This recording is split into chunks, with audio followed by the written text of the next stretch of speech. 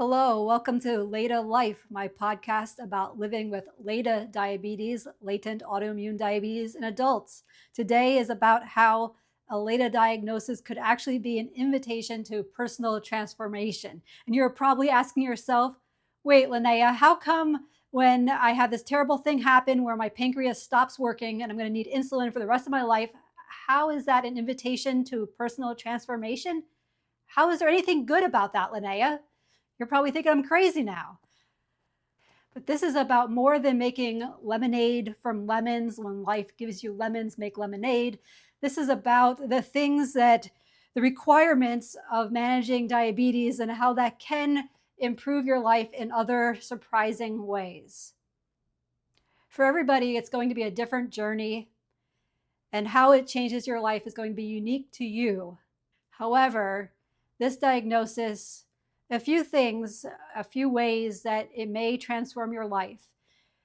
It's an invitation to take very good care of your health, and all the things that are good for your diabetes are good for other things. They're good for your cardiovascular health, your immune system health. Eating less sugar is good for boosting your immune system. It can be good for your mental health. Roller coaster blood sugar might cause mood issues, anxiety. So getting that under control can be a plus. Maybe this LADA journey, this diabetes journey has been going on for a while and you finally got the right diagnosis and you're on the right track to improving your health now that you know what's really going on. It's not crazy. It's not your fault at all. There are things that really help manage diabetes like exercise and eating a lot of protein and fiber. And these things are also good for your general health. Managing diabetes is difficult. Figuring out how to use insulin, whether it's insulin injections or an insulin pump, it can be very challenging, a hard thing to figure out. This is my insulin pump that I wear my belt. It's not something you learn to do overnight, but overcoming hard things, once you achieve something and achieve something like figuring out how to manage your blood sugar with insulin, that is one hard thing you've accomplished. And now that momentum you can use, that feeling of accomplishment you can use for other things in your life that you want to achieve as well. So doing hard things is now something you can achieve and you can do. Another way that it's an invitation to personal transformation is that to manage your blood sugar, you have to be very self-aware, and you have to be aware every time you eat. You have to think about it. Do I need insulin for the food I'm eating? How is the food I'm eating going to affect my blood sugar? And that self-awareness is like a mindfulness, and it may go to other parts of your life as well, where you become more self-aware about your behaviors beyond just eating food. So that's another way that it can be a personal transformation. Furthermore, chronic stress is a big thing in our society. A lot of people are under a lot of chronic stress, and being stressed out makes controlling your blood sugar more difficult because it increases insulin resistance. So spending time on trying to manage your stress and learn how to manage your stress and reducing your stress can help your overall health.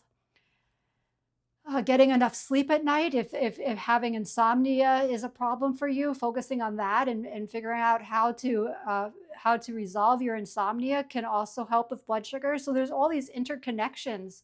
And so that's why a diagnosis of LADA diabetes can be an invitation to personal transformation. The LADA diabetes diagnosis, a key aspect of how LADA is different from type 1 diabetes is that it's a journey over time.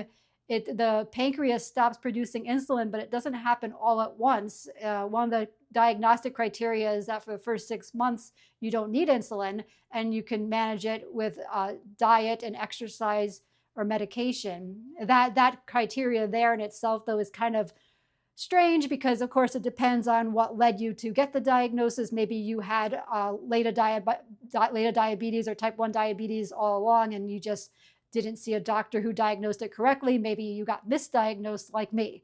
So whether it's LADA diabetes, type 1 diabetes, it's type 1 diabetes as an adult, type 1 diabetes can come on at any age, and whether it's labeled LADA or type 1, it's a huge change from somebody who never had to really think about, I need insulin for my food, to I do need insulin for my food. And maybe at first you only need a little bit of insulin.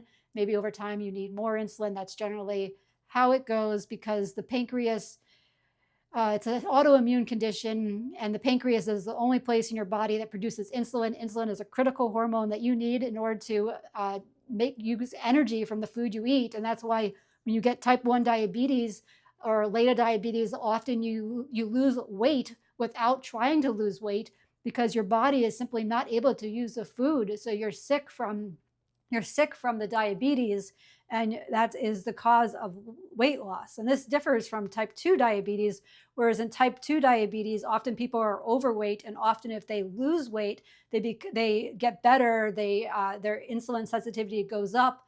And there's some people that say even 10% weight loss for type 2 diabetes can turn that around. And type 2 diabetes is sometimes reversible, which is very unlike type 1 diabetes or LADA diabetes. So there's these huge schisms between these conditions, and getting the right condition, right diagnosis, and knowing it's not your fault, and knowing that it is a very big challenge, and there's a lot to learn about diet, exercise, blood sugar, which changes all of the time. It's not steady. It's not steady state at all. Even for somebody without diabetes, it's not steady state at all. Though I recently learned that the insulin that a person makes themselves, a person who doesn't have diabetes and makes their own insulin, that insulin only sticks around for 15 minutes, whereas the insulin that we have to inject or use an insulin pump to give ourselves insulin, that insulin stays around for a lot longer. Even short-acting insulin, what is called short-acting insulin, can take 10 to 15 minutes to start working, and its peak time of action is like an hour and a half later. So it's way different. So yeah, it is challenging to be your own pancreas with these insulins that you're injecting under the skin. And it actually is amazing that when you inject under the skin just a little bit, that insulin can get absorbed throughout your body. Thankfully, we have insulin today, although there's still not enough access to insulin. Hopefully you'll be able to find some resources online here. If you have any trouble with access to insulin, please reach out in the comments below if you have any questions, and I'll point you in the right direction. So LADA diabetes, it may be something that actually makes changes for the better over time for you, and your health may be better because of it, because of so much because of it's requiring you to focus on your health. And you are important, and you need to spend time focused on yourself. And that is not something that everybody does. And sometimes people are under a lot of chronic stress. They put their health last, and it causes all kinds of problems. So this is my LADA Life podcast, and a big focus of it is talking about mental health and about the journey of LADA diabetes. You are not alone. There are a lot of people with diabetes now, and a large percentage of people with type 2 diabetes are actually being misdiagnosed, and they may have LADA diabetes or type 1 diabetes, and everybody has a different journey. The other thing is a diagnosis of such a serious condition, it makes you face your own mortality. It might give you some motivation to do things differently, knowing that you will not live forever. Nobody does, but that awareness of how fragile, that awareness of how fragile your life is, that can change how you behave as well, and for the better, perhaps, right? So yeah, it's an invitation to personal transformation. And the other thing is, you cannot do this alone. We cannot make our own insulin, not in our pancreas and not in our house. There's no nothing in you can't buy anything to put in your kitchen to just make your own insulin at home. If you need insulin, you are dependent on others, dependent on society, and that is something that is quite humbling. And some people are afraid to ask for help, or they want to do everything themselves. And this is clearly a thing you cannot do yourself. Yes, you can manage your diabetes yourself, but the insulin, you have to get it from the doctors or the pharmacy, and it's relying on everybody else.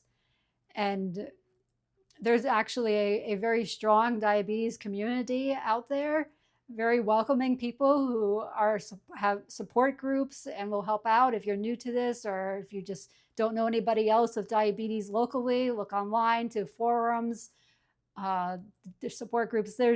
There's a lot of support here on YouTube and elsewhere.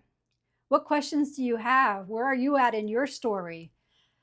Please check out my other LADA Life podcasts here on YouTube. If you like to listen to podcasts, you can download the YouTube Music app and find them there as well.